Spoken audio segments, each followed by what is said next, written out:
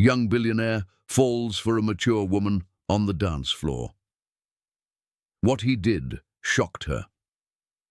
Beatrice Keller signed up for a tango class after a painful divorce. What she didn't expect was that a young billionaire would walk into her life and awaken a passion she thought she'd lost forever. Welcome to Stories That See You, where every story finds its voice. If you enjoy this kind of deep, emotional storytelling, please don't forget to rate this story from 1 to 10 in the comments. Your feedback helps us grow and tells us which stories speak to you the most. Beatrice Keller had just turned 51 the week before, and as she stepped through the tall glass doors into the mirrored dance studio, one thing was certain. There was no turning back now. The sharp echo of her heels against polished wood reverberated through the spacious room. The air was warm, touched with a blend of soft perspiration, faint perfume, and the comforting scent of freshly waxed floors. A rich, velvety waltz played through hidden speakers, the notes wrapping around her like silk, stealing her breath for a moment. She had barely taken 2 steps inside when a lean, dark-haired man in snug charcoal pants and a fitted grey t-shirt approached with infectious energy. Antonio, the dance instructor. His broad, warm smile disarmed her instantly. "Welcome! You must be Beatrice. Come with me. We're just about to begin. First class, first impressions."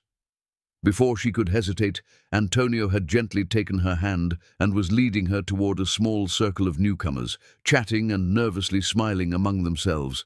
Any thought of retreat had been swept away. "Today, we start with a simple evaluation," Antonio explained, gesturing gracefully. "The course is for tango, but tonight we begin with the waltz. It helps us see how you move, how you feel the rhythm." Beatrice's heart gave an anxious thump. Tango. Waltz. Her daughter hadn't mentioned anything about this. Her gaze wandered. Around the studio, men and women paired off in nervous anticipation, trying small steps, exchanging names, faces lit with uncertain excitement. Beatrice wasn't exactly a social butterfly. New conversations with strangers, especially in this setting, left her with a strange tightness in her chest. She already regretted letting Elizabeth talk her into this. "Mom, you've been working non-stop since the divorce. You need something. New energy, new people. Just go." She hadn't known just go meant tango. Had she known, she likely never would have set foot here. And then, the door opened again.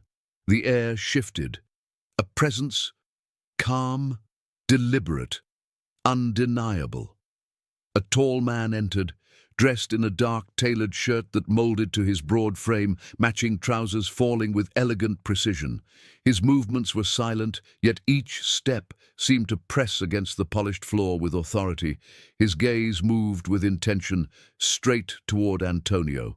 Without missing a beat, Antonio's voice rang out with bright enthusiasm. "Ah, Benson Ledger. Perfect timing. Come in, we're ready to begin." Turning to Beatrice with a twinkle in his eyes, "Beatrice, meet your partner for tonight." Benson. A sudden warmth pooled in her throat. Her breath caught. Benson was already approaching, calm, composed. His hair, artfully tousled, caught the low light, and those hazel eyes, sharp, intelligent, and holding that same unreadable glint, were locked on her. As their eyes met, something electric passed between them. No words, just that look. A gaze that spoke of intent, of memory, of an unspoken promise still lingering in the air between them. Then his hand extended toward her, steady, palm open, a gesture so simple, yet so full of certainty. His voice, deep, smooth as velvet. "Shall we?" Her heart pounded in her chest, her pulse a wild rhythm beneath her skin. Her hand lifted instinctively, the slight tremor in her fingers betraying her nerves. Their palms touched, warmth spreading instantly. A soft, breathy reply. I'm not sure I'm ready." A faint smile touched his lips, his gaze unwavering. "No worries," he murmured. "We'll move together." The music swelled. "Partners ready?" Antonio called out cheerfully. "Let's begin. Classic waltz position." Benson moved with unhurried grace, stepping in closer. One hand resting lightly yet possessively at the small of her back, the other enclosing her hand with a confident, secure grip. And just like that, they moved, step by step, breath blending with breath. The world around them blurred. There was no turning back now, only this moment, this movement. For all her professional knowledge of posture, alignment, and physical mechanics, here, in the circle of this stranger's arms, Beatrice felt her body responding to something far beyond control. The awareness of his touch, the warmth seeping through the thin fabric between them. It was intoxicating. As if sensing her unease, Benson leaned in slightly, his breath a soft caress near her ear. "First time dancing?" She gave a shy nod, her smile unsure. "Don't worry," he whispered. "We've all been there. Just trust me. Let your body follow mine." And somehow, in that moment, beneath the unwavering kindness in his eyes, she did. Her breath eased. Her steps began to match his, guided by the gentle, deliberate cues of his body. And when he spun her effortlessly, gliding her across the floor with grace she didn't know she possessed, a quiet laugh escaped her lips. "You're wonderful, Beatrice," he murmured, eyes holding hers. The music slowed, drawing to a close. Laughter and chatter rose around them as couples released their holds. Antonio stood before the group, hands clasped together, his voice light with approval. "Beautiful. You've all done well. Now for the real challenge. In tango, consistency with your partner matters. For now, we'll keep you paired for the coming weeks. Later, you'll rotate." He grinned. "Beatrice, Benson, you two move beautifully together. You'll be partners for the next 3 months." A soft flush rose in Beatrice's cheeks. She glanced shyly at Benson. "Thank you," she said quietly. "You really helped me. I almost didn't stay tonight." He tilted his head in that easy, charming way. "I'm glad you did," he replied. "You're a natural.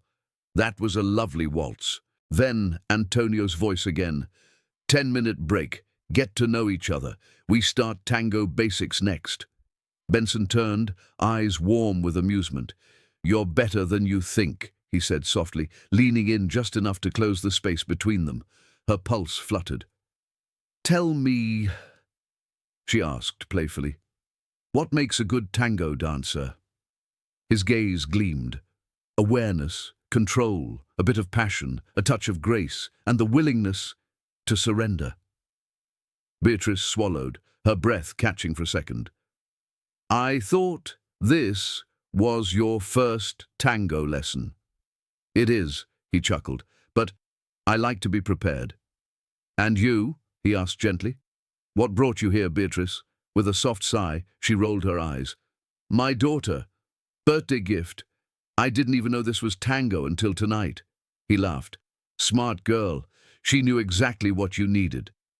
Beatrice glanced around, the buzz of conversation filling the studio. "Maybe, but I feel a little old for this," she admitted softly. Benson's brow lifted. "You're being far too hard on yourself," he said firmly. "You're beautiful. In fact, you're easily one of the most captivating women in this room." Her cheeks flamed. She couldn't remember the last time a man had said something like that to her.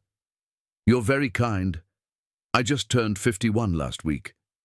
His smile deepened. "I wouldn't have guessed," he replied, handing her a glass of water. "But who cares about numbers?" Her smile warmed in return. "And you, Benson, who are you? Why tango?" A shadow flickered in his eyes. "My mother was a dance instructor, waltz mostly. She passed 3 years ago. I never danced with her. It's one of my regrets. Work always came first, but not anymore. Life feels different now." Her chest tightened. "I'm sorry," she whispered. He nodded. "It's behind me now, but I know there are things I don't want to miss anymore." 37, he added with a small grin, "but maybe an old soul." Their laughter mingled easily. Antonio's voice called again. "All right, everyone, line up. Time for the first tango walk. Posture, elegance, presence. Let's see what you've got." Beatrice found her place before the mirror, heart fluttering again. A part of her wanted to flee, but when she caught Benson's quiet, reassuring wink, she breathed in deep. 1, 2, posture. "Beautiful, Beatrice. Keep going," Antonio encouraged. And slowly she realized she was enjoying this. As the class ended and the students laughed and said their goodbyes, Beatrice felt something unfamiliar. A lightness, a thrill. She was connecting. And when Benson approached, offering a warm farewell, "My dear partner, dancing with you was a pleasure. I'll see you in 3 days." She watched him go, and beneath her ribs, those forgotten butterflies stirred again. "They're still alive," she thought with a smile. Later, sitting across from Elizabeth in a sunlit cafe, her daughter beamed as she placed an iced latte before her. "You're going back, right?" Beatrice smirked. "Elizabeth, you didn't tell me it was tango." Elizabeth grinned mischievously. "Tango will be good for you, Mom. The dance of passion. I bet your blood's already warming up." Beatrice laughed softly. "You might be right." But Elizabeth grew serious, taking her mother's hands in her own. "I just want you to move on, Mom. What Dad did, you deserve better." Beatrice's smile turned tender. "I'm okay, darling. Truly. It's behind me. Don't worry. I'm stronger than you think." Elizabeth's eyes shimmered. After 30 years, I wondered, what does it feel like?" Beatrice took a long sip of her latte, her gaze drifting somewhere far beyond the little cafe table. For a few beats, she said nothing, just let her thoughts swirl, the weight of them settling softly in her chest. "You know, sweetheart, no matter how many birthdays you celebrate, there's always this version of you that stays the same. That 18-year-old girl full of dreams, the woman you were at 25, at 30, at 40. She's still here. Sure, life shapes you. Experiences leave their marks. But your soul, it doesn't really age." She paused, a wistful smile tugging at the corner of her lips. "Sometimes it almost catches me by surprise that all these years have passed, that I'm 51 now, because inside I still have so many dreams, so many things I want, memories that feel so alive. And yet, this number, this age, sometimes it feels like something you wear, like an invisible weight pressing down, as if it's supposed to stop you from feeling, from wanting, from living the way you used to." She let out a soft laugh and reached for her daughter's hands across the table. "But don't you worry about me, my love. I'm okay. I've let go of your father, and I'm ready to live my life. I'm still learning how to be 51. I'll get there, so please don't worry." In her heart, she was already counting the hours until the next class. Beatrice stood before the mirrored wall, adjusting her stance with fingers that trembled only slightly, though her breath felt thin in her chest. It was the second class, only the second, and already her nerves buzzed with an anticipation she hadn't expected to feel again at this stage in her life. Tonight was different. Tonight wasn't about simple steps or learning to count the beat. Tonight they would really dance, really touch, really surrender to the energy that made tango what it was. Intimate, grounded, sensual. A small voice in her head whispered perhaps she could slip away quietly, that no one would notice if she simply left before things began. But then the studio door opened, and there he was. Benson entered with the kind of calm command that needed no announcement. His tall, broad-shouldered frame moved with an ease that seemed to ripple outward, as though the space itself adjusted to accommodate him. Each step deliberate, grounded, perfectly in time with a rhythm only he could hear. Their eyes locked across the room, his gaze meeting hers without hesitation. And in that instant, Beatrice felt the breath catch high in her throat, her body sharpening with awareness. That look That familiar look, warm and self-assured, carrying with it the quiet promise of safety, of ease, yet beneath that a playful flicker, something almost dangerous in its suggestion. She swallowed, pulse quickening, cheeks already beginning to flush. Antonio's bright, commanding voice cut through the hum of the gathering class. "All right, everyone. Tonight we focus on connection, partner posture, body alignment, the conversation of touch. Get with your partners. Frame up, both hands in position. Let's begin." As Benson crossed the room toward her with his usual quiet grace, Beatrice could not stop the small, shy smile that tugged at the corner of her mouth. He stopped before her, that steady gaze taking her in as though no one else existed.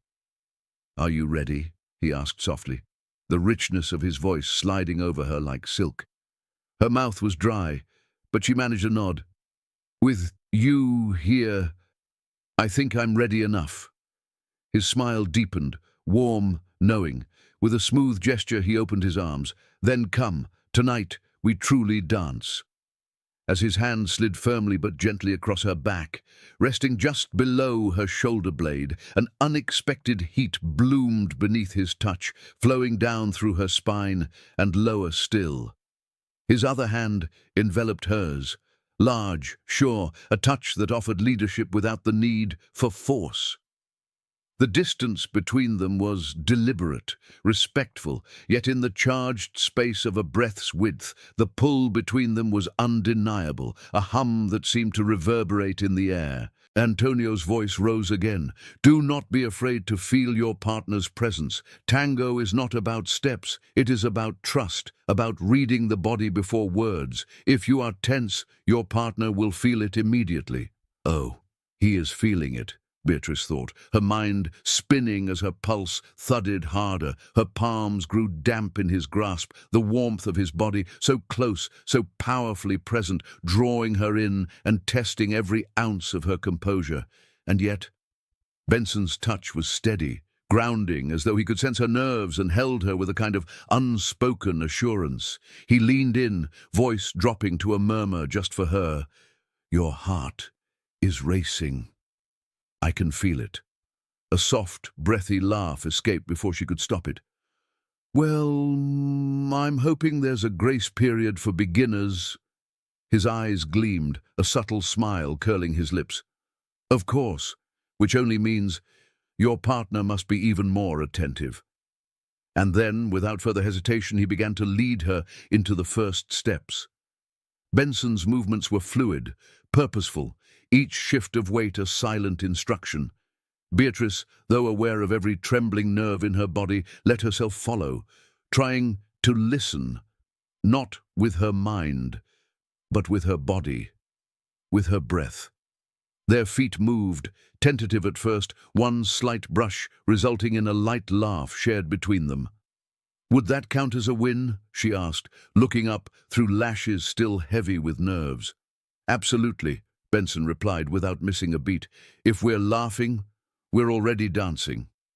With each pass, each turn, each subtle correction, Beatrice found herself leaning into the flow of his movement, her body slowly learning to trust his cues, and with every moment that passed, the space between them seemed to shrink, not in distance, but in intimacy.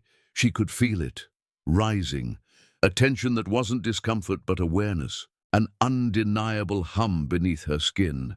"This is beautiful," her mind whispered, breath catching again, maybe dangerously beautiful.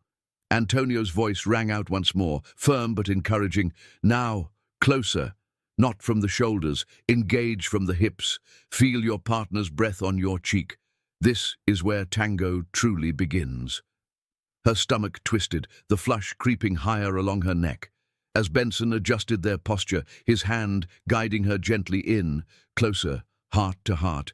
Breath to breath, the world around them seemed to dissolve. No mirrors, no studio, no one else, only the music, only the slow, burning heat of his body against hers, only the growing awareness that there was no turning back from this. Beatrice's breath quickened, her chest rising with a soft, uneven rhythm that no controlled posture could hide. Every nerve in her body seemed alive now, every inch of her skin tingling with the awareness of how close they were standing, how much closer they were about to be. For a fleeting moment, a ripple of hesitation flickered through her, an instinct to pull back, to guard herself against the pull of this connection that felt too strong, too soon. But before the thought could fully form, Benson's voice came low, almost a whisper against her ear, warm, coaxing, infinitely patient. "Do you trust me?" Her throat tightened, words catching for half a second. "I think I do." "That's enough," he murmured, his tone a quiet reassurance. "Come with me." And step by step, drawn by the gentleness of his lead, by the soft insistence of his touch, her body leaned in, the space between them shrank, breath by breath. Their chests nearly brushed with each inhale, a delicate friction that sent a slow burn spiraling through her veins. Beatrice felt the faint warmth of his breath at the base of her neck, the subtle shift of his frame as he adjusted their hold. Her eyelids fluttered shut for a single heartbeat, just long enough to surrender, and when she opened them again, she wasn't fighting it anymore. She gave in. The music shifted then, sliding into a richer, deeper melody that seemed to flow directly into her bloodstream. More fluid, more sensual. Benson's movements grew bolder, his lead stronger, and with every glide of their feet across the floor, Beatrice stopped thinking about the steps entirely. She simply followed the subtle guidance of his body, followed the rhythm of their breathing, followed the deep, almost magnetic pull that existed between them. For a few perfect minutes, there was no studio, no mirrored wall, no one else in the room, only the feeling of being utterly, exquisitely present, in this moment, with him. When the music finally slowed to a close and Antonio's voice broke the spell, Beatrice slipped away to the edge of the studio to grab her water bottle, her fingers trembling faintly as she twisted the cap. And only then did she realize her knees were actually shaking. Before she could fully gather herself, Benson was beside her once more, the familiar warmth of his presence drawing her gaze upward. He smiled, a slow, knowing smile that sent her heart racing all over again. "I'd say we were pretty good tonight," he said softly, his voice edged with playful confidence. "We're getting the hang of this. Wouldn't you agree, Beatrice?"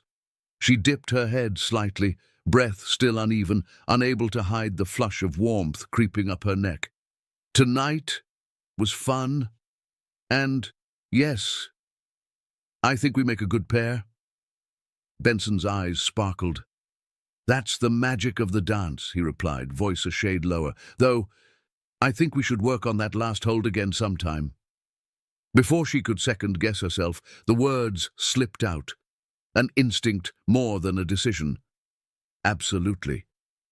Later that evening, long after she'd left the studio and returned home, Beatrice found herself moving through her apartment as though in a dream, her body still humming with the memory of each touch, each breath. And when she finally slipped beneath the covers, settling into the familiar coolness of her sheets, it was Benson's hands that filled her thoughts. Benson's breath at her neck, the weight of his gaze, the heat of that nearness that lingered even now. Her heart thudded softly against her ribs as she stared at the ceiling. What is happening to me? This isn't supposed to happen. He's 37. I shouldn't be thinking like this. And yet, no matter how she tried to quiet her mind, his presence remained, unshakable, inescapable, and with each passing moment, more impossible to resist. "These new Pilates classes are brutal. I swear my legs are still shaking," Janice groaned, dragging her chair up to the table with exaggerated drama. Beatrice and Elizabeth burst out laughing. Janice, as usual, was a vision, if such a word could apply, in her faded pink leggings, a black strappy tank top clinging to her still damp skin, hair twisted into a messy topknot. She dabbed at her glistening forehead with a cocktail napkin, breath coming in short bursts. "Look," she stage-whispered, leaning toward them conspiratorially. "These muscles, they still exist. I swear, if I keep this up, I might actually lift this saggy butt an inch or two." Elizabeth rolled her eyes, grinning. "Auntie Janice, you're outrageous!" Beatrice couldn't help but chime in, dry amusement in her tone. "We might need to prioritize your knees first, my dear. You barely made it into that chair." Janice threw one hand dramatically in the air. "Oh, please! Menopause plus gravity. That's a death sentence for knees and boobs. But hey, thank God for Botox. Speaking of which," she added, squinting at Beatrice, "your face has been positively glowing lately. Been sneaking in a little filler, have we?" Beatrice rolled her eyes, a faint blush rising. "Oh, stop it, Janice. You're imagining things." "Oh, am I?" Janice arched a brow, her grin turning sly. "Then it must be something else." Could it possibly be those dance classes?" Elizabeth gave a little cough, clearly seeing where this was headed. Beatrice gave a small shrug, trying for nonchalance. "It's only the second class. Nothing to get excited about." "Ooh, second class already?" Janice teased, voice lilting. I see something's happening. Your whole vibe is different. Let me tell you something, darling. No matter how old we get, a good dance partner's touch, you never forget that."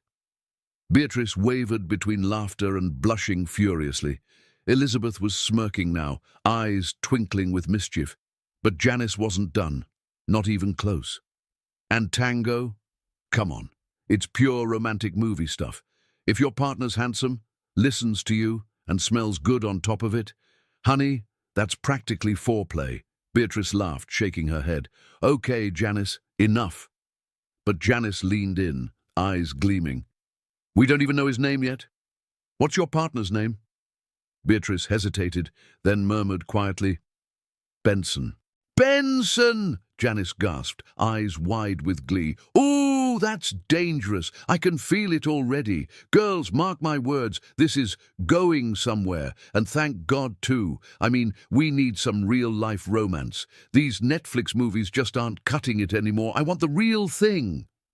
Elizabeth burst out laughing. "Auntie Janice, do we need to find you a man?" Janice flapped a hand. "Oh no, honey, I don't need a man. I need love. No paperwork required. And as for our Beatrice here, she needs to let herself enjoy this first," she said, giving Beatrice a sly wink. Beatrice couldn't help but smile despite herself.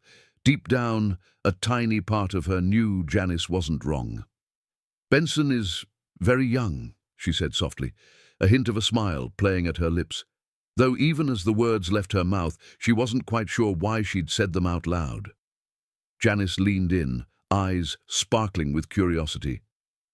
"And how young, darling?" Beatrice lowered her gaze, carefully cutting into her steak. "He's 37. Janice leaned back with a dramatic gasp, eyes wide. "Beatrice, you didn't even look me in the eye when you said that. And honey, I've known you for 40 years. When you look away, I know. You like this man. I can tell." Beatrice tipped her head to the side, exhaling with mock exasperation. "Janice, sometimes knowing me so well is a curse, you know that? And no, I'm not interested. He's a young man, and I'm not." Before she could finish, Elizabeth and Janice exchanged gleeful glances and, almost in perfect harmony, chimed, "She's interested." Elizabeth dropped her fork and knife onto her plate with a playful sigh. "Girls, please, can we not?" Janice waved her fork in the air, still grinning. "Honey, you look fabulous, absolutely stunning. You take care of yourself, you're more beautiful than ever. But you keep putting up these walls. Love doesn't care about age. Is Benson married and 37? Pfft, 37 is nothing. If he were any younger, I'd stick him in my pocket and take him home." Beatrice raised a brow, trying to hold her ground.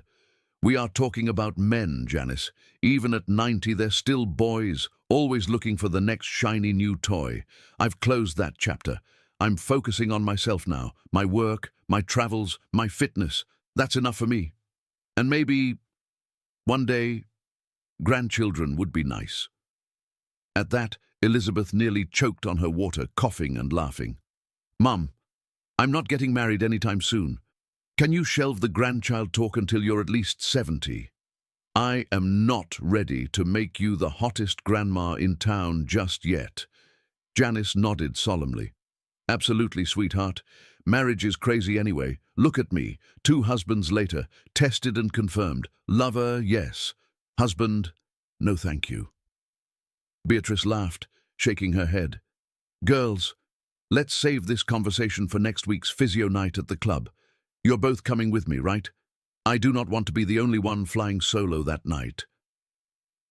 That evening, as class came to an end, Antonio, with his usual boundless enthusiasm, clapped his hands in the center of the room, his voice ringing out to the group. All right, everyone, you've earned it tonight, sweat and all. The Vino Lounge down the street is reserved for us this evening. Let's grab a glass of wine, mingle a little, because in this class we're building more than just dance. We're building friendships. Beatrice tucked her towel into her gym bag, pausing for a beat. Go? Or just head home? A part of her was tempted, safe, predictable, home. But just then, before she could fully decide, Benson appeared at her side, the quiet warmth of his presence cutting through her hesitation. Are you coming? He asked, voice low and inviting, that deep, smooth tone wrapping around her like velvet. His gaze, steady, assured, already seemed to know her answer. Beatrice hesitated for only a second, then smiled, the choice suddenly feeling easy. Of course. The lounge was only 2 blocks away from the studio, a small, elegant space bathed in soft, moody lighting. Rows of deep red and crisp white wine bottles lined the shelves behind the bar, glittering in the glow of crystal glasses. And, of course, soft tango melodies drifted through the background, wrapping the room in their sultry embrace. The group arrived in cheerful waves, voices filling the space with light conversation and laughter. Antonio, ever the social spark, had already claimed center stage at a large table. "First round's on me!" he shouted toward the bartender, waving enthusiastically. Then, louder still, grinning wide, "Everyone, don't forget, in 3 months, we'll be debuting our first tango showcase right here. So start getting used to this floor." The room erupted with applause and cheers. Beatrice smiled to herself, feeling the warmth of the group's energy seep into her bones. Elizabeth had truly given me such a beautiful birthday gift, she thought. Drifting toward a quiet corner of the lounge, she spotted an open seat, a small couch tucked away. But just as she neared it, Tim, middle-aged, friendly, with a bit of a round belly and an ever-eager grin, slipped in ahead of her, settling into the space with a glass already in hand. "Beatrice, perfect spot here. Come, join me," he said brightly, raising his glass in invitation. "I'd love to chat a little more with you." From across the room, Benson watched, his eyes narrowing slightly with a quiet calculation. Without rush, but with deliberate steps, he made his way toward them, his every movement calm, certain, with the subtle authority of a man used to claiming his space. He came to stand beside Tim, and with a light, casual touch to the man's shoulder, spoke in that same velvety tone. "Tim, I think the guys over at the bar are calling for you." He gestured smoothly toward Antonio, who, coincidentally, was waving Tim over. Tim blinked, momentarily caught off guard, but not one to argue. "Oh, right, I'll just be back in a bit then," he said, rising from the couch. And with that, the seat beside Beatrice was suddenly, unmistakably, free. Benson wasted no time. He settled in beside her, close, his presence radiating warmth, pulling her in even before a word was spoken. Their eyes met, locked for a beat that seemed to stretch, unbroken. Benson's lips curved into a subtle smile, something almost playful glinting in his gaze. "My partner. My seat," he murmured, voice low, rich with quiet confidence. Beatrice let out a soft, surprised laugh, her shoulders relaxing just a little. "Well," she replied, a teasing note in her tone, "you're certainly strategic." Just then, the waiter approached, notepad in hand. Without hesitation, Benson asked, his tone smooth. Red or white? Beatrice narrowed her eyes slightly, a mischievous sparkle there now. Red, if they have a Syra.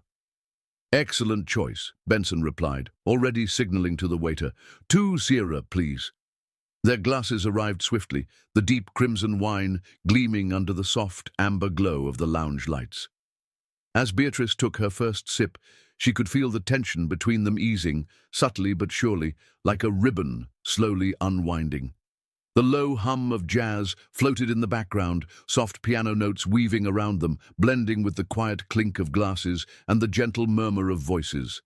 It felt suspended, a moment outside of time. Benson swirled his glass slowly, gaze thoughtful.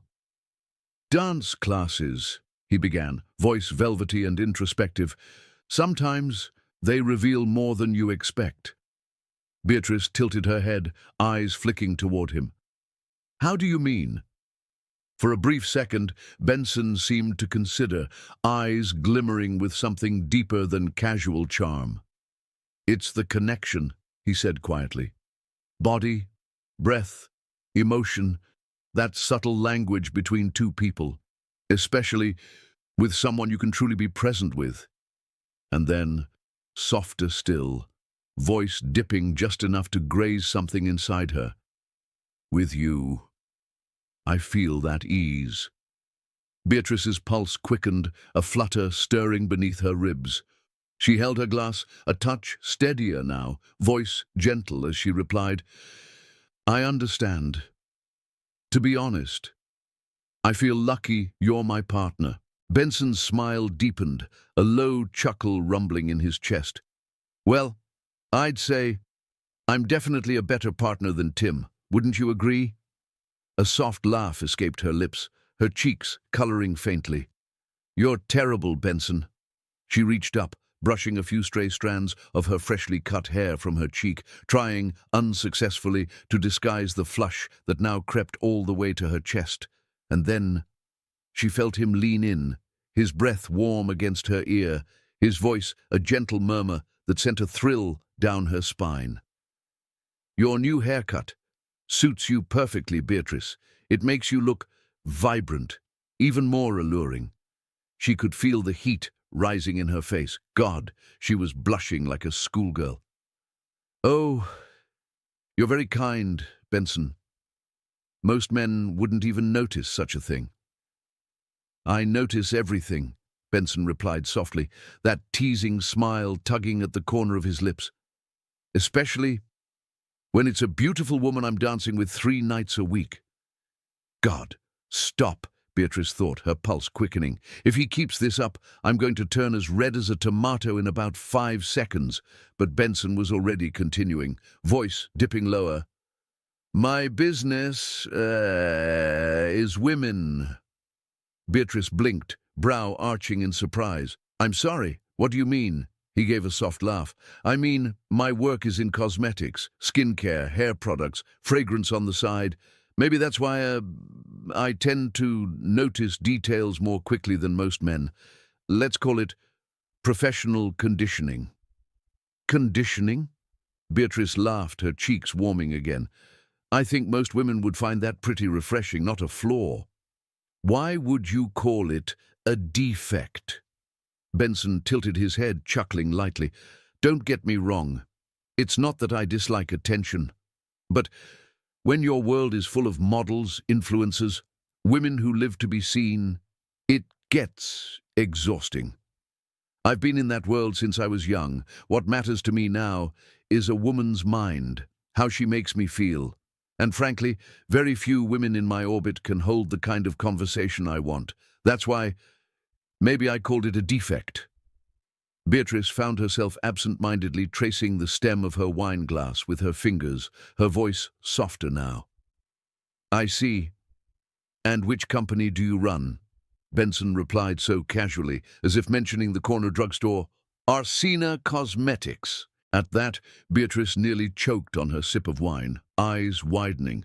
Arsena? Oh my God, that's a huge company. I mean, I literally washed my hair with Arsena's Aurora line this morning, she added with a laugh. I love the scent. Benson paused, leaning back slightly, eyes narrowing in a gentle, appraising way. And then, without hesitation, he reached out, fingers threading lightly through the front of her hair, sweeping a few strands aside exactly as she had done earlier, his touch slow, deliberate, studying. He murmured. Your hair's beautiful, great texture, medium thickness, but honestly, I'd recommend the Lumina series for you. It'd give you just a little more volume and shine. Not that you need it, of course. You're already glowing exactly as you are. Beatrice's breath caught, her heart fluttering as she lowered her gaze, a bashful smile tugging at her lips. Benson, I think you and I are going to get along very well. Cosmetics. It's every woman's weak spot. You might have to give me a few more tips for the 50-plus crowd. Benson leaned in ever so slightly, resting his elbows casually on the table, fingers interlacing beneath his chin, as he regarded her with a look that seemed to hold far more weight than his earlier flirtations, a gaze that was steady, deliberate, and quietly magnetic. Actually, Beatrice, he said slowly, voice dipping even softer, as if they were the only two people in the entire room. If you don't mind, I'd much rather talk about you. Beatrice blinked, surprised, her breath catching for a moment as her blue eyes widened ever so slightly. Me? She echoed softly. Well, what would you like to know? Benson took a slow sip of his wine, his gaze never once leaving hers, those piercing eyes watching her with an attentiveness that made her pulse thrum even harder in her chest. And then, after a beat, he asked, his voice low, calm, but with an unmistakable current of something deeper beneath it. For starters, are you married? I didn't see a ring. Beatrice felt her heart leap sharply in her chest, pounding so loudly in her ears that for one alarming second she worried it might actually be audible. Is he flirting with me? The thought nearly stole her breath. She swallowed, carefully modulating her tone. No, I'm not married, she replied, hoping the slight tremor in her voice wasn't too obvious. I divorced 2 years ago. Benson's lips curved into a small, knowing smile, slow, unhurried, as though he had already sensed the answer. Well then, I can't say I'm sorry to hear that, he said quietly. Beatrice tilted her head slightly, trying for a playful smile, though her cheeks had flushed with heat once more. For a brief moment, silence hung between them, each with a glass in hand, neither breaking eye contact. And though the room around them buzzed with conversation and laughter, Beatrice could hardly hear any of it. All that existed in that moment was Benson's gaze, and the sudden, undeniable truth that she hadn't felt this alive, this seen, this female, in, God, how many years. Just then, Antonio's cheerful voice called out from across the room. Beatrice, come over here, sweetheart, we're gossiping. You're the physio, right? Come give me some tips on posture. Beatrice let out a soft laugh, glancing toward Benson, her cheeks still warm. I think I'm being summoned, she said, amusement and a faint breathlessness lacing her words. Benson leaned in just slightly, voice like velvet. Just don't be gone too long. I expect you right back here. Beatrice found herself nodding, almost instinctively, her blush deepening without her permission. And later that evening, as the night drifted on, glasses emptied and laughter ebbed and flowed. It wasn't the wine, or the music, or even the laughter of the group that stayed with her as she made her way home. No, it was him. That look in his eyes, that voice, low and smooth as silk, those simple words that still echoed in her mind, and for the first time, in far, far too long, she'd felt herself utterly, undeniably, a woman in the presence of a man. The soft lighting in the dance studio cast long, sultry shadows across the polished floor, wrapping the space in a kind of quiet tension that felt almost tangible. Tonight, Antonio had promised something new, something more intimate. "We're moving into tango holds now," he announced, voice smooth but firm, carrying easily through the room. "Close contact. You must feel your partner's body, sense their intent. If you can't move through this step, you'll never dance true tango." It was their 8th class, and tonight the stakes felt different. Beatrice stood in front of the large wall of mirrors, trying not to let her nerves show as she adjusted the line of her fitted black blouse, its open back revealing smooth, bare skin, and smoothed the sleek fabric of her skirt, which ended just below her knees in a way that felt elegant and suddenly a little daring. Her new tango heels caught the light as she studied them, shifting her weight from one foot to the other. It was their first evening in full dance attire, no more casual practice clothes. Tonight they were expected to look and move the part. And yet, as she caught her own reflection, something unexpected stirred within her. A certain softness in her face, a glow in her cheeks, a kind of beauty she hadn't noticed in years. Still, beneath it all, her body was wound tight with anticipation. Her heart thudded in her chest, her breath shallower than she would have liked. From across the studio, Benson began moving toward her, his gait slow, deliberate, a kind of quiet command in every step. And though she tried to stay composed, Beatrice felt her breath catch in her throat, her pulse fluttering faster with each inch that closed between them. Their eyes met, and in that moment, an invisible current seemed to hum in the air between them, subtle but unmistakable. Benson gave a low, playful whistle, a wicked glint dancing in those mesmerizing hazel eyes. "Beatrice, my God," he murmured, voice thick with warmth. "With a partner this beautiful, I'm not sure I'll be able to keep my steps in check tonight." Beatrice's polite smile belied the sudden rush of giddy, almost girlish delight tumbling through her thoughts. "He's flirting. He's openly flirting with me. And look at him. Those rolled-up sleeves, the way those slacks hug his hips, that broad chest, those eyes, that hair. Dear God, he looks like he walked off a movie set." Before she could spiral any further, she quickly flicked her gaze away from him, fixing her eyes firmly on Antonio at the front of the room. Antonio's voice rose again, crisp with direction. "Partners, hold firmly at the waist, chest contact, don't be shy, feel the breath between you." And before Beatrice could brace herself, Benson's arms swept smoothly around her, his palms settling with gentle yet deliberate pressure against the small of her exposed back, his fingertips tracing the edge of her skin as they found their place. The heat of his touch sent a shiver racing through her spine.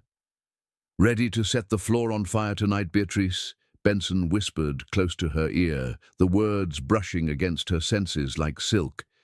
Beatrice barely managed a coy smile, her voice light but trembling just beneath the surface. "Ready," she answered softly, eyes twinkling as she gave the faintest of winks. And yet, her hands were already damp with nerves. Their bodies were now almost completely aligned. Beatrice could feel the warmth of Benson's breath, soft against the delicate skin at the base of her neck. And then the music began. A slow, aching tango melody, dark and velvety, filling the room like smoke. Tact, tack, tack, each beat a pulse beneath her skin.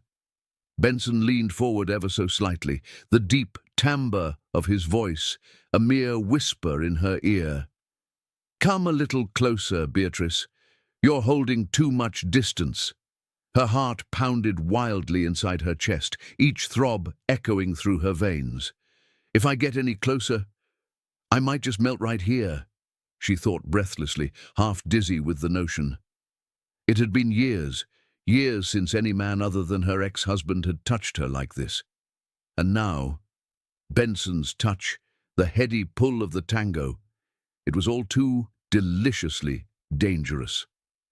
With an easy, knowing smile, Benson gently tightened his hold, drawing her in, coaxing her body closer still until the space between them disappeared entirely.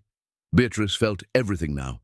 The subtle shifts in his muscles beneath the crisp fabric of his shirt, the taut control in his arms, the slightest breath of anticipation humming between them. Benson's fingers pressed a fraction deeper at her waist, grounding her, guiding her, inviting her, and now their chests met, breath mingling. The heat of him seeped through her skin. Beatrice flushed, her cheeks burning with color. "This is just a dance.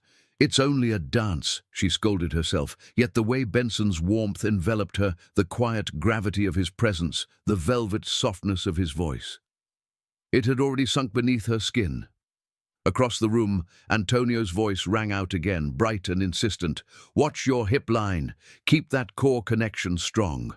This is a dance of passion. Don't lose the tension." Beatrice nearly laughed aloud. "A dance of passion? Antonio, you have no idea. Right now it feels like foreplay on the dance floor." Benson tipped his head, voice low, teasing. "This is getting interesting, isn't it?" That sly warmth in his tone sent a flutter spiraling low in her belly. As the music swelled, Beatrice found herself beginning to let go, her body yielding, her breath sinking to his lead. Now they moved together, in a languid, liquid flow, turning, pausing, a rhythm of subtle resistance and surrender. Each movement, each deliberate step, only deepened the charged awareness between them. Every second that passed, the tension, the sheer pull of it, only grew stronger. As the music drew to its final haunting notes, Benson slowly leaned in even closer to Beatrice, his breath warm against her ear. It was the last movement of the dance, and just before dipping her gracefully to the side, his voice, low and velvety, whispered at the edge of her senses, "You do realize how stunningly this tango suits you, don't you?" With practiced ease, he began to tilt her into the dip. But at that exact moment, Beatrice's balance slipped on her heels, her footing faltered, her foot skidded just slightly, leaving her weight to tip dangerously. Before she could even gasp, Benson's arms locked firmly around her, catching her in midair before she could crash towards the floor. But with the effort, a sharp crack sounded from his shoulder. The tightening of his jaw, the flicker of pain that crossed his face, betrayed the strain of the sudden move. Beatrice, breathless, quickly righted herself and placed a hand on his arm, alarm flashing in her eyes. "Oh my God, Benson, your shoulder!" He tried to mask the grimace with a faint, boyish smile. "You caught me off guard, Beatrice. For a second I thought you were really going down." "You caught me flying," she replied softly, her fingers instinctively moving to his shoulder. "Is it here?" she asked, pressing gently. A hiss escaped Benson's lips. "Oh, yes. Right there," he admitted, a note of pain in his voice. Beatrice's hands moved expertly, checking both front and back of his shoulder with gentle, practiced fingers. "I think it's a rotator cuff strain. Nothing too serious, but you'll need some work. Gentle exercises, a muscle relaxant. You should come to my clinic tomorrow," she said, her gaze lifting to meet his, concern evident in her tone. "I need to take care of you. Of your shoulder."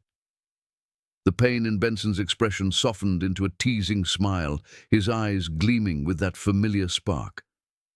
"Really, Beatrice? You don't mind taking care of me?" Beatrice gave a light laugh, her voice warm. "I am a physical therapist, you know, and besides, I feel responsible. It's my fault this happened. My assistant will call you first thing in the morning. You'll need to get that muscle relaxed. Trust me, I know exactly what to do." Benson's tone dropped, his voice now even lower, more playful, deliciously flirtatious. "That sounds wonderful, because honestly, a few days with this kind of pain, I don't think I could manage." Beatrice blinked, heart skipping. She wasn't entirely sure they were still talking about his shoulder, but she chose to ignore the subtext for now. "Don't worry. Tomorrow, I'll make sure your shoulder feels much better." Just then Antonio passed by, giving them both a knowing little look, eyes twinkling with mischief as he threw a teasing remark their way. "Benson, you okay? Lucky your partner's a physical therapist. I guess it's true what they say. Sometimes the doctor really does come to the patient." He winked at Beatrice as he walked off. Oh no, was their flirting now obvious, even to others? And the next morning, she stood in front of her mirror, running her fingers through her hair, styling it just so. Her reflection showed a loose, soft blouse paired with tailored pants. It looked perfectly fine, she thought, professional, appropriate.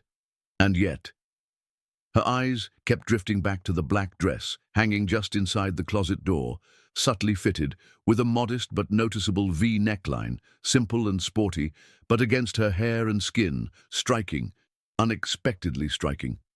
Today Benson would be coming for his appointment, and somewhere deep down, Beatrice realized she wanted to look striking. Around 4 o'clock, her assistant peeked in through the door. "Beatrice, your final appointment is here. Mr. Benson Ledger." "Of course. Send him in," Beatrice replied casually. But the moment the door clicked shut behind her assistant, Beatrice quickly fluffed her hair, adjusted her collar. Her heart thudded against her ribs. God! He really came. And then the door opened. And there he was.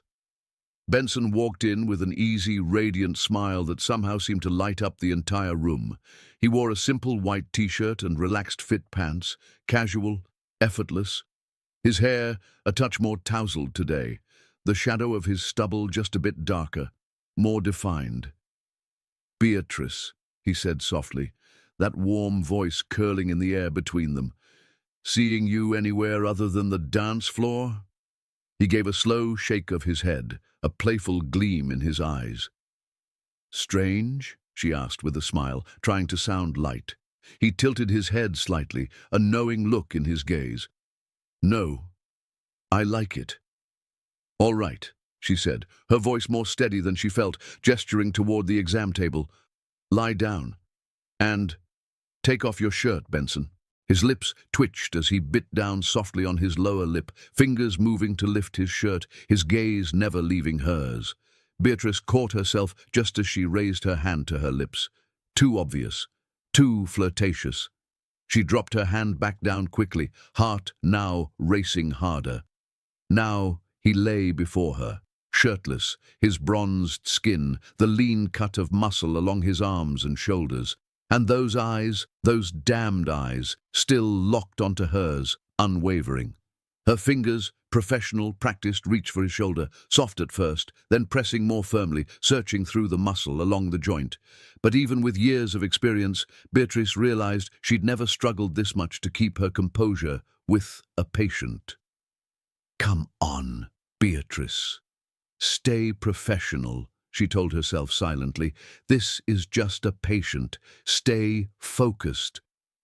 But then, when she pressed deeper into the tight, knotted muscle, a low sound slipped from Benson's lips, a deep, involuntary groan that sent a ripple straight through her entire body.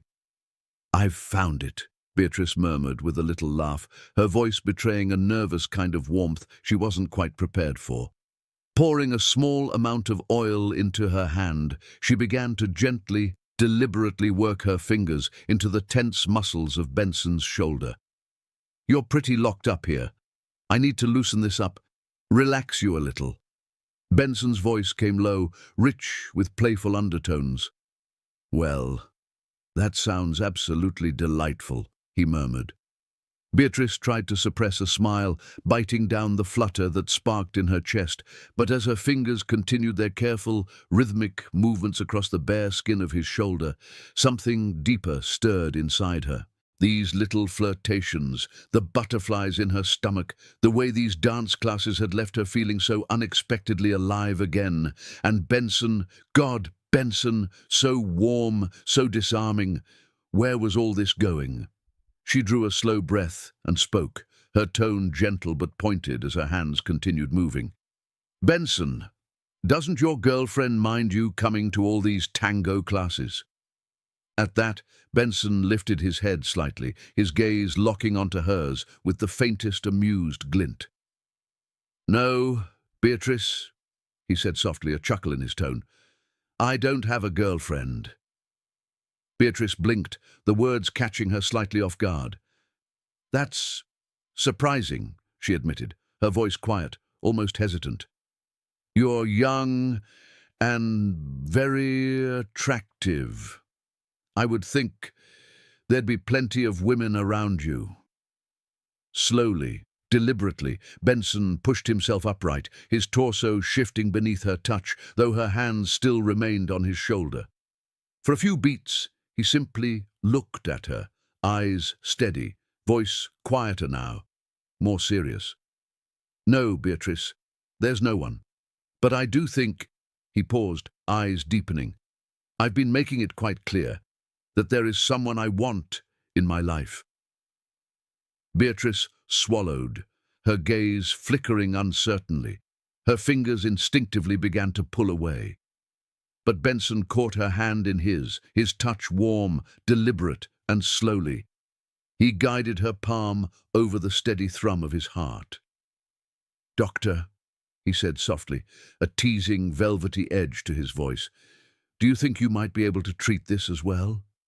It's been beating rather out of control lately." Beatrice's breath caught. God, what had she started? And now, here it was, spinning into a place she wasn't at all prepared for. "Benson," she whispered, her voice trembling ever so slightly, I might not be what you're looking for." She rose from her seat, her hand still pressed over his chest because he had not yet released it. And when she gently tried to pull away, he moved first. With one fluid, confident motion, Benson slipped an arm around her waist and drew her in, firmly, completely, until there was no space left between them. His voice deepened, eyes burning into hers. "From the first moment I saw you, you haven't left my thoughts. The way you look at me, the elegance you carry, the sound of your voice, the way you move in my arms." Beatrice could feel her stomach tighten, her entire body burning from the inside out, a slow, undeniable heat that pulsed beneath her skin. She hadn't been prepared for this. Not at all. Not for Benson to be this bold, this certain. And yet, her mind was spinning now, breath shallow, reason slipping through her fingers. His arm still firm around her waist, Benson's free hand moved, his fingertips brushing lightly along her cheek, tracing the delicate line of her jaw. His touch was feather-light, reverent, yet filled with a hunger that made her pulse race. "I don't want to cross a line," he murmured, voice low and hoarse, eyes locked onto hers.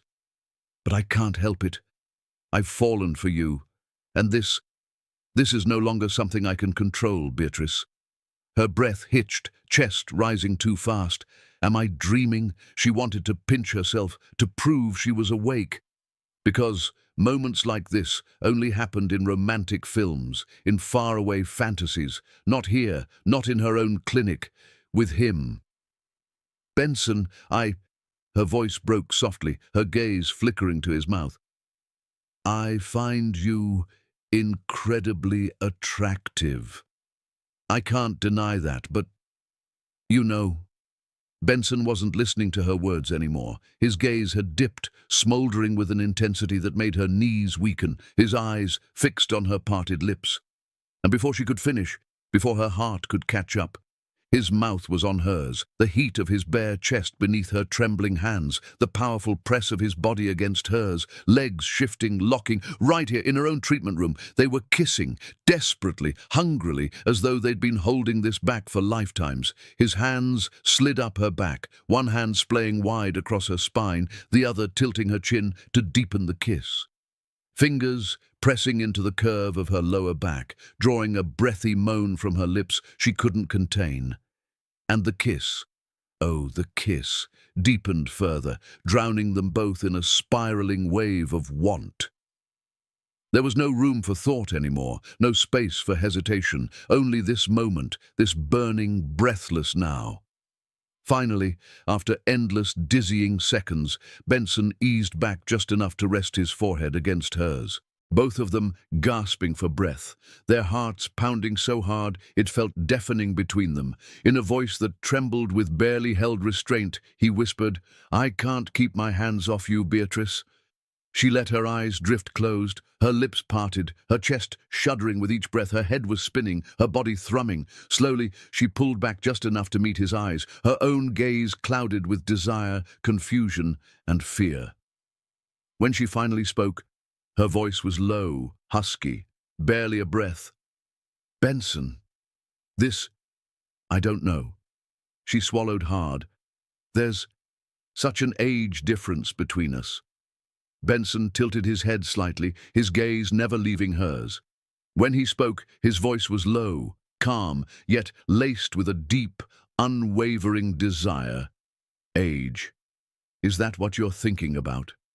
The warmth in his eyes only deepened, steady and certain. "It doesn't matter to me, Beatrice. Truly, it doesn't. What I feel for you, it's strong. It's real. I've never been this clear, with anyone."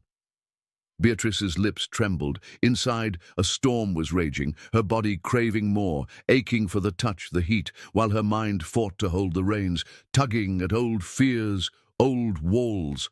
The space between them filled with an unspoken tension, a small pause. Then, softly, Beatrice lifted her gaze back to his, her voice barely a breath. "Benson, I need to think." Benson nodded slowly, no hint of frustration in his eyes. "Of course, I won't pressure you. But know this, I want you." He reached for his shirt, pulling it back over his bare torso with slow, deliberate movements. Beatrice stood there, fingertips brushing unconsciously against her lips, like a young girl caught in a dream, watching him. Before turning, Benson stepped close again, his hands warm at her waist. He leaned in and pressed one soft, lingering kiss against her lips. Tender, almost reverent. "I'm looking forward to our dance Friday night. And after, I'd love to take you to dinner, just to talk, Beatrice." Beatrice blinked, her heart skipping. Then, almost instinctively, she shook her head gently. "Benson, Friday night. I won't be at the dance. There's a formal event at the City Club, a gathering for physiotherapists." Benson frowned, the curiosity flashing openly across his face. What event? Where? His possessiveness, so unexpected, so instinctive, caught Beatrice off guard, sending another ripple through her chest. "It's just a professional evening for the clinic network," she explained softly. Benson's arms remained comfortably around her waist. "Are you going alone?" he asked, tone low, the words laced with clear intent. "I'd very much like to be your escort." Beatrice couldn't help the soft laugh that escaped. "Benson, are you serious?" He tilted his head again, that half-playful, half-intense gaze narrowing. "Do I look like I'm not serious?" "I'm telling you I'm falling for you, Beatrice. I want to be at your side, everywhere." Her heart gave a helpless flutter. She lifted both hands to frame his face gently, her thumbs brushing against the line of his jaw. "Benson, please. I need time to think about all this." His smile softened. "All right," he murmured. "I'll be here, waiting for you." With that, he leaned forward, pressing one final lingering glance into her eyes, and then, reluctantly, he turned and walked out the door. "I mean, seriously." Janice leaned in across the little cafe table, palms up, eyes gleaming with mischief as she fixed her gaze on Beatrice. "What exactly happened in that clinic of yours? You still haven't told me the juicy details." The three women, still a little flushed and glowing from their post-Pilates session, sat huddled at one of the sun-drenched corner tables of the club's small cafe. On the table, 3 large iced lattes, condensation dripping lazily down the glass. The air scented with fresh lemon cologne and the faint, clean tang of the gym. Elizabeth, already halfway through an energy bar, set it down with a grin. Mom, I Googled him, she announced, one brow arching playfully. Not much out there, a couple gala photos, a few vague gossip columns, but he seems really classy. The real deal. Beatrice shook her head, laughing softly. Oh, girls, don't gang up on me. Janice slapped her palm against the table with mock outrage. Details, Beatrice, we need details. Then she leaned in even closer, her voice dropping to a playful whisper. Did you kiss? Beatrice's cheeks flushed crimson in an instant. She laughed nervously, fumbling in her bag for a napkin and dabbing at her brow as if the heat might somehow fade. Oh, Janice, let's not go that far. Janice threw her arms dramatically in the air. Aha! That's a universal rule, sweetheart. If a woman says, let's not go that far, it went that far. Elizabeth burst into giggles. Mom, is it true? Beatrice groaned and rolled her eyes, clutching her coffee cup a little too tightly. Okay, something happened. And yes, it was wonderful, but I'm scared. It's all spinning a bit too fast for me. Janice tipped her head, narrowing her eyes with mock seriousness. Girl, the sexiest CEO in the world is practically losing his mind over you, holding you close, telling you he can't control himself. And you're the one who's scared. Please, let us do the worrying. You just enjoy the ride. Beatrice drew in a long, slow breath. I don't know. The age difference, the media, the gossip. What if people look at me and think that's who he picked? Elizabeth leaned across the table, her hand wrapping gently around her mother's. Mom, please, you are beautiful. You are special. And Benson, he knows that. Forget what anyone else thinks.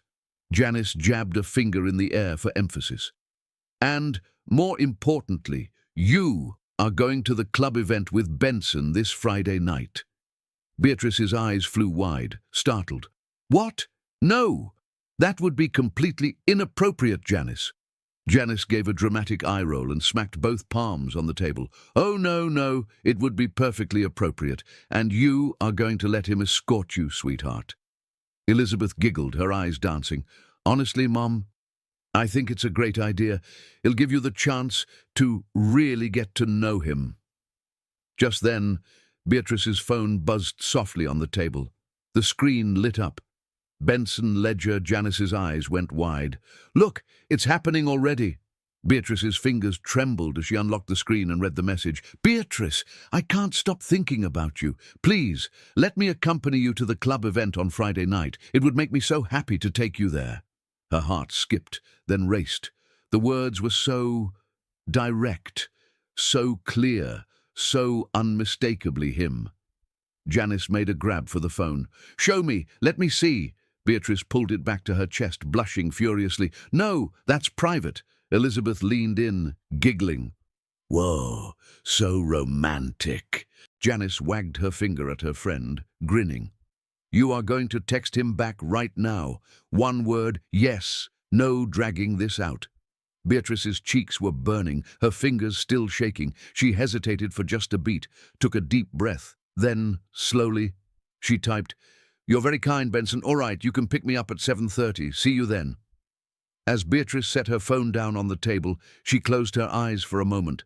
Her heart was pounding so fast, she actually had to steady her breath to keep from getting lightheaded. Janice gave a delighted chuckle. That's my girl.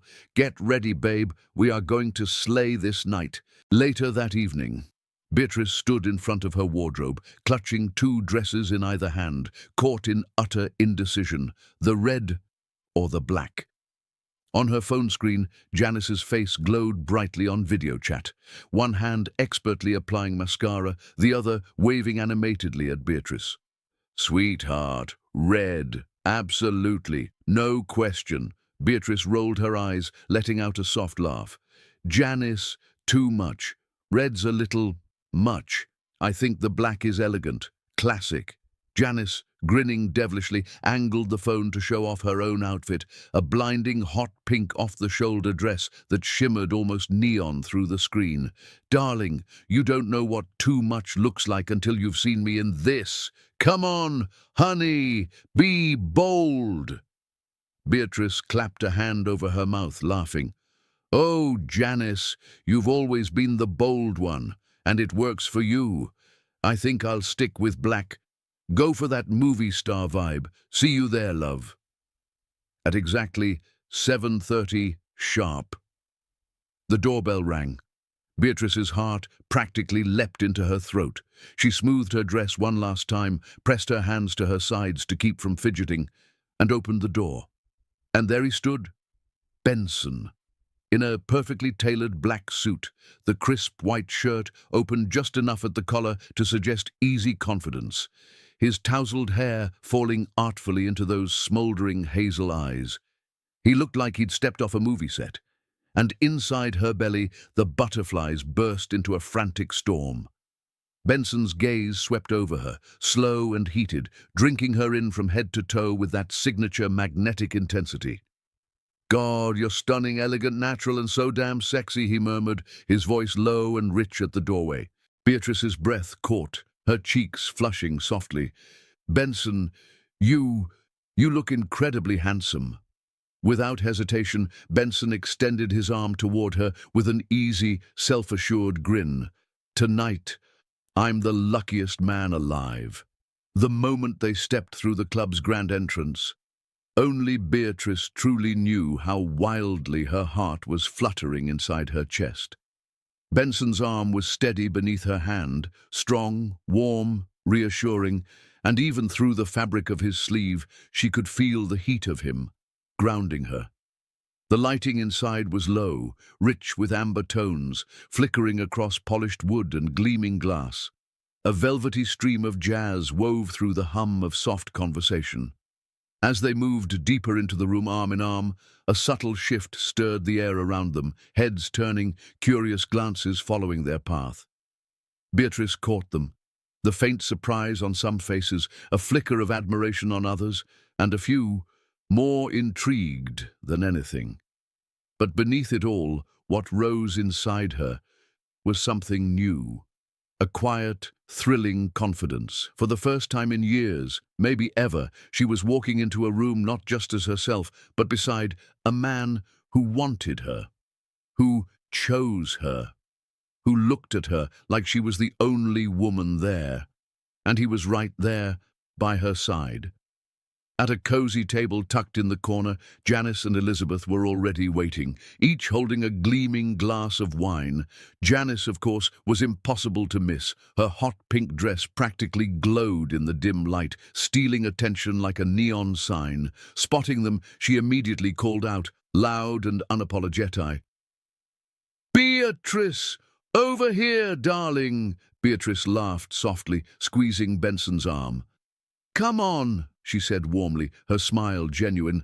"I want you to meet my daughter and my best friend." Together, they made their way toward the table, every eye in the place, still quietly tracking their every step. As Benson greeted the women at the table, there was an effortless grace to him, that rare blend of charm and quiet confidence that instantly drew attention without a hint of arrogance. It didn't take long before he and Elizabeth were deep in conversation about skincare trends and the latest in cosmetic innovation. Benson's tone warm, engaging, with just the right touch of playfulness. Across the table, Janice had looped her arm through Beatrice's, her fingers gripping just a little tighter than necessary. "Sweetheart," she whispered, eyes sparkling with mischief, "do you even see the way he looks at you? That man is completely smitten." Beatrice flushed, her cheeks warming despite herself. Meanwhile, the conversation around the table had quickly taken on an easy, relaxed rhythm. Laughter rippled, glasses clinked softly, the occasional shared glance passed between Beatrice and Benson, each one leaving her breath just a touch shallower. Every so often, Colleagues of Beatrice drifted over, friends, acquaintances, fellow therapists, offering polite greetings or exchanging a few friendly words. But more than once, there was a certain look in the eyes of the men. A flicker of admiration, lingering just a moment too long on Beatrice's dress, her neckline, her glow tonight, and Benson noticed. Though his smile remained gracious, there was a subtle shift in his eyes, a quiet steel beneath the warmth, an unmistakable flicker of possessiveness. Beatrice caught it, and to her own surprise, she liked it. That small, delicious hint of jealousy stirred something deep within her, something thrilling, something she hadn't felt in far too long. Without a word, Benson slowly reached across the table, his hand resting gently, deliberately atop hers. The message was clear, unmistakable. This woman is mine. And in that simple gesture, Beatrice's heart fluttered all over again. And then, all at once, Beatrice saw him, the man who had just walked through the entrance, head slightly lowered, shoulders taut with an energy she hadn't seen, had hoped not to see, for over a year now. "Harry!" The sight of him, so unexpected, so out of place in this evening of warmth and new beginnings, sent a sharp ripple through her chest. Her breath caught, her heart giving an instinctive lurch, a visceral reaction born of old wounds that hadn't quite faded, no matter how far she'd come. He looked disheveled, not in appearance perhaps, but in spirit. His gaze was unfocused at first, scanning the room too quickly, a man searching for an anchor in unfamiliar waters. And when his eyes finally landed on her, there it was. The shift, the quick flash of recognition, the momentary blankness, replaced by a sudden, sharpened intensity that made the space between them hum with unspoken tension. Beatrice's pulse spiked, a knot tightening in her throat. Of all nights. Tonight, she thought bitterly, her mind racing. An entire year, nearly 12 full months without so much as a glimpse of him, without this weight. And now, tonight of all nights, here he was. Standing at the threshold of this new, fragile space she was only just beginning to inhabit for herself. Harry began moving toward them, his steps purposeful but edged with something uncertain. Awkward almost, as though even he questioned the wisdom of coming closer. When he reached the table, his voice emerged low and rough, scraping faintly in the air. "Elizabeth, sweetheart, how are you? Janice, good to see you." And then his gaze flicked to the hand, Benson's hand, resting calmly, assuredly, over Beatrice's on the table. There was a hesitation, a fracture in his composure. His eyes darkened, confusion swirling behind them. Benson, always poised, offered only a polite dip of the head, a gentleman's nod, neutral yet firm. But then Harry's attention shifted sharply back to Beatrice. He reached out, fingers grazing her shoulder with the casual entitlement of old habits not quite forgotten. "Beatrice," his voice dropped lower, laden with the weight of words unsaid. "Could we talk?"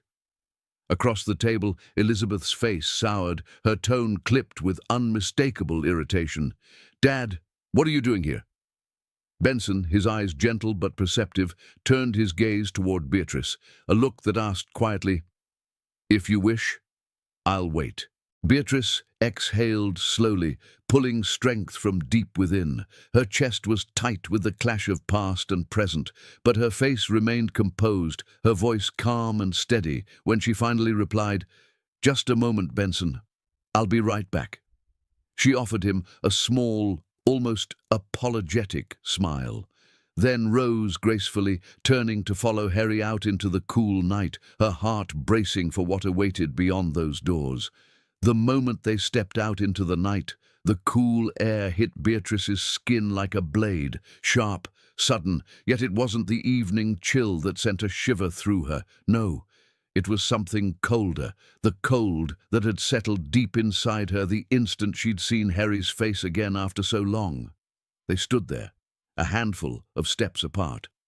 But between them yawned a distance far greater than mere feet could measure. Years of choices, wounds, regrets, a history that weighed on the air like a stone. Harry shoved his hands into his coat pockets, shoulders hunched, his energy restless and taut, betraying the nerves coiled just beneath the surface. His gaze flicked over Beatrice, not with the easy certainty of an old lover, but with something messier, tangled threads of longing, guilt, and beneath it all, a dark, bitter flicker of jealousy. He cleared his throat, his voice rough as he finally spoke. How are you, Beatrice?" he asked, a poor attempt at casual. "I figured you'd be here tonight. I didn't want to show up at the house. Thought this might be easier." Beatrice held his gaze, her spine straight, her voice cool, distant, the strength in it surprising even herself. "Easier, Harry. You think this was the place for it?" A breath, low and controlled. "Why are you here?" Harry hesitated, his eyes narrowing slightly as they darted toward the door behind her. "That man," he said at last, the words edged with bitterness. "The one you're with.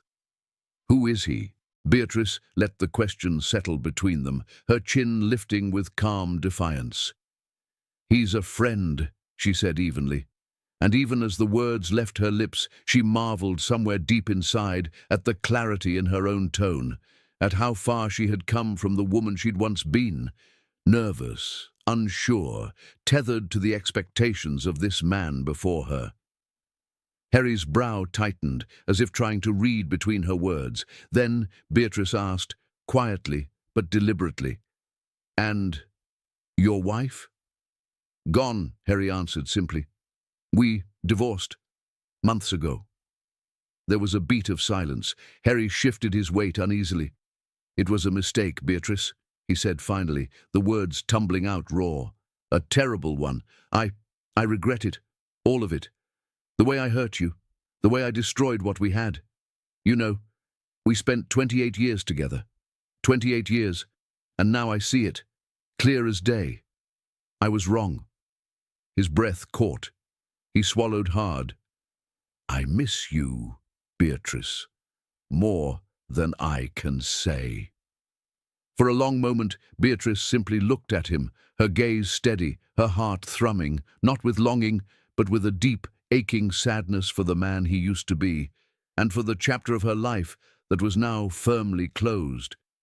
A faint, bitter-sweet smile touched her lips. "You made a choice, Harry," she said softly, her voice unwavering. "A choice that cost us everything. We all paid the price. Me, Elizabeth. You, too. We moved on. I tried. God knows I tried to save our marriage. You wanted no part of it. You seemed content with what you chose." A quiet breath. "It hurt, but I've left that behind. You are behind me now." Harry flinched almost imperceptibly. Then his jaw tightened, the bitterness rising again. "That man," he said sharply, jerking his chin toward the club. "The one holding your hand. How old is he, Beatrice? 35? 36? You think he's right for you?" Something fierce and molten rose inside her, like a volcano long dormant but now trembling at the surface of her skin. But Beatrice did not let it spill. Not yet. She drew in a deep, grounding breath, her spine straightening, her gaze locking onto his with an icy clarity that cut through the chill of the night. Her voice, when it came, was calm, steady, but every word carried a blade. "You," she said softly, the syllables crisp, controlled. "You didn't ask me about age when you were sleeping with your secretary, who was 20 years younger. It wasn't an issue for you then, so why should it be one for me now?" Her breath hung in the air, visible in the cold. "And tell me, Harry, how dare you show up tonight of all nights and come to me with these questions? How dare you stand there and speak to me as if you still have that right?" Something flickered across Harry's face, anger perhaps, but also shame.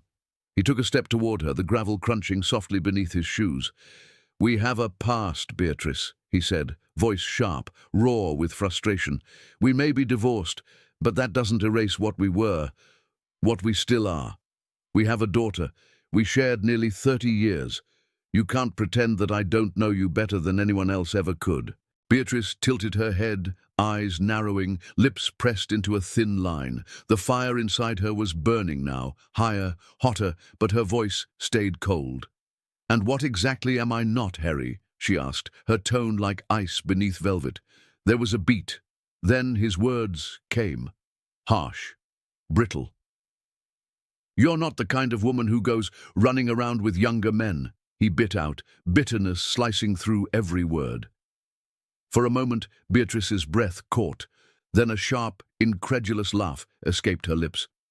"Oh, Harry," she said, her voice trembling, not with fear, but with sheer disbelief.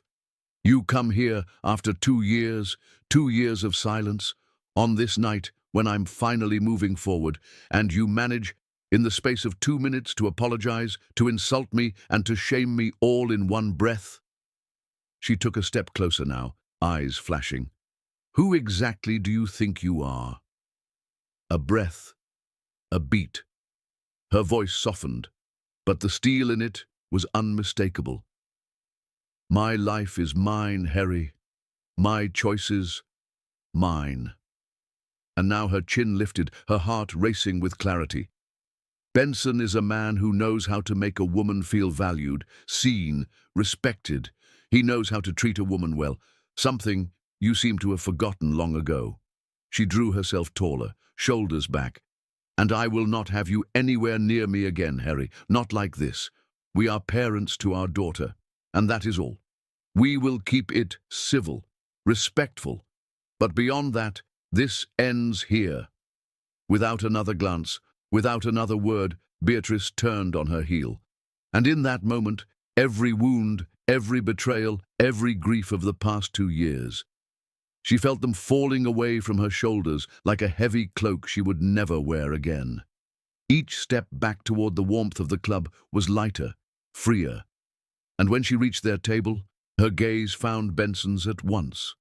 Without hesitation, without explanation, she slipped her hand into his, gripping it tightly as if to ground herself in this new present, this unexpected future. And Benson, his eyes warm, steady, quietly knowing, offered her nothing but the calm reassurance of his smile.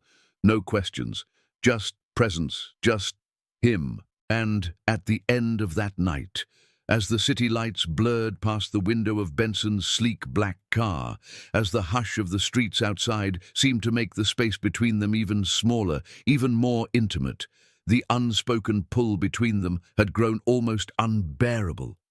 Beatrice could feel the hum of her own breath shallow in her chest as Benson stole fleeting glances her way, glances no longer veiled in restraint or hesitation, but warm, intense, quietly insistent.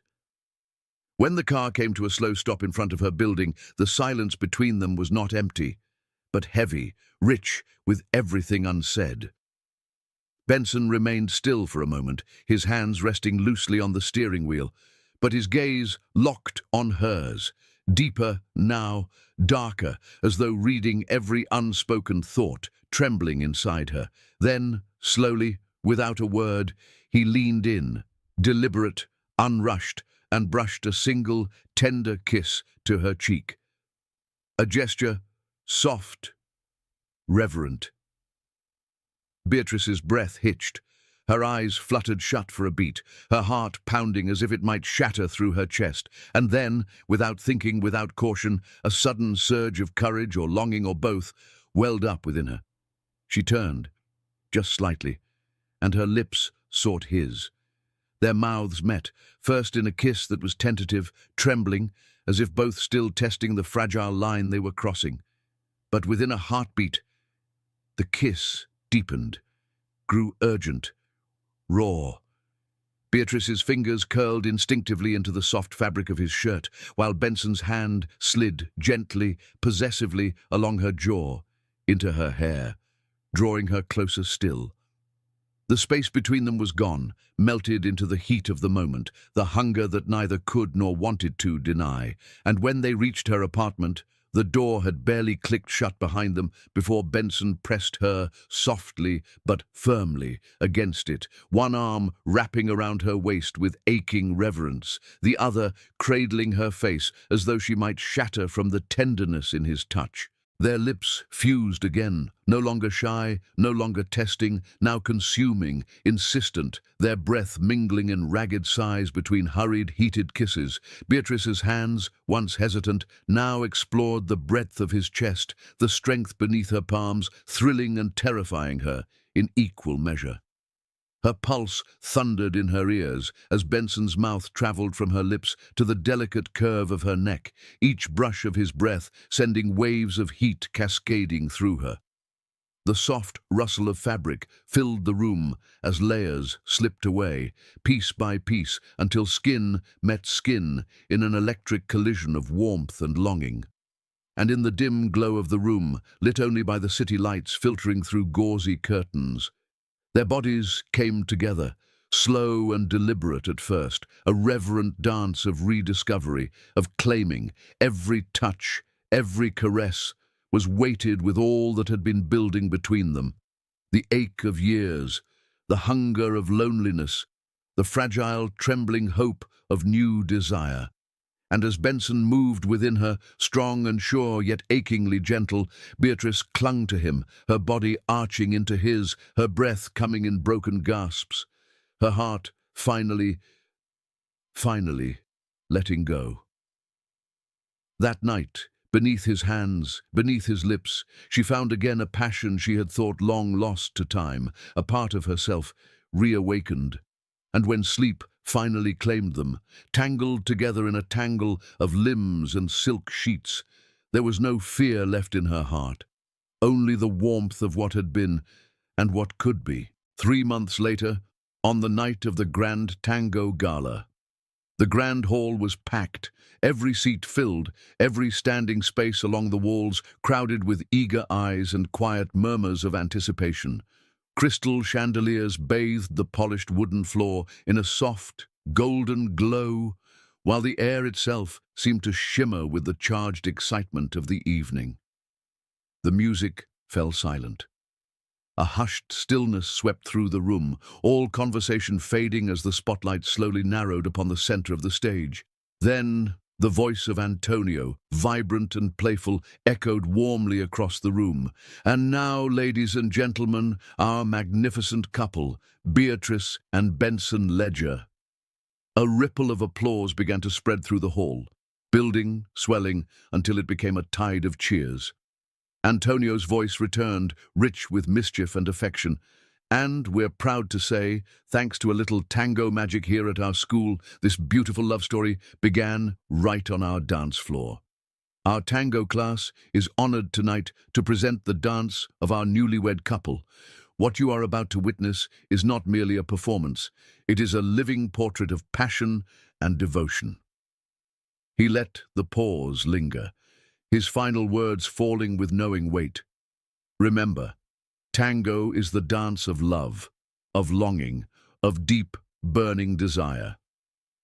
The applause crescendoed, a sea of clapping hands and bright eyes turning toward the stage. And then, through that wave of sound, Beatrice and Benson emerged. Together, arm in arm, they stepped into the spotlight, the light catching the glimmer in Beatrice's eyes, and the proud, quietly possessive gleam in Benson's. Their gazes met, steady, sure, a silent conversation passing between them in that moment. "We are here, together. Ourselves, no apologies." As they took their place on the polished floor, the room seemed to hold its breath. And then, the first notes of the tango began, deep, sinuous, full of ache and hunger. Beatrice's heart thrummed in time with the music. Her hand slid into Benson's, his fingers wrapping around hers. Firm, grounding, as his other hand settled possessively at the curve of her back. And together, they moved, As they turned and paused in perfect unison, their dance spoke not to the audience, but to each other, a silent language of trust, passion, and everything they had overcome. Each time Benson's eyes locked onto hers, intense, steady, Beatrice felt the echo of every moment that had brought them here. This was not performance. This was memory. This was promise. And as the music swelled, Benson pulled her close, his breath warm, arms sure, then dipped her in a final breathless flourish. The applause thundered, but, for Beatrice, there was only him, only the steady thrum of her heart beneath his touch, and in that stillness, wrapped in his arms, she knew this was love. Thank you for staying till the end. Where in the world are you watching from? Let me know in the comments. I love seeing how far these stories travel, and if this story moved you, please hit that like button and subscribe. It means the world to me.